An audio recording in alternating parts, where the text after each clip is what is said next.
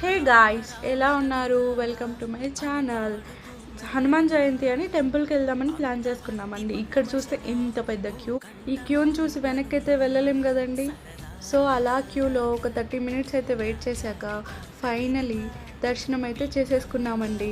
క్యూలో 30 minutes 3 hours లాగైతే గడిచిందండి. But ఇక్కడ దర్శనం 5 మినిట్స్ అయినా 1 మినిట్లో అయిపోయినట్టు అనిపిస్తుందండి.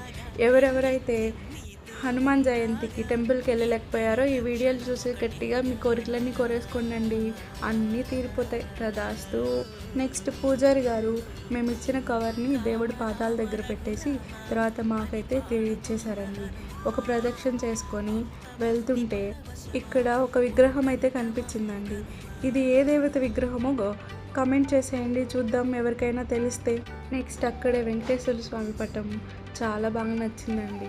అలా దండం పెట్టేసుకొని అలా బయటికి వెళ్ళిపోయామండి. Okay guys, bye.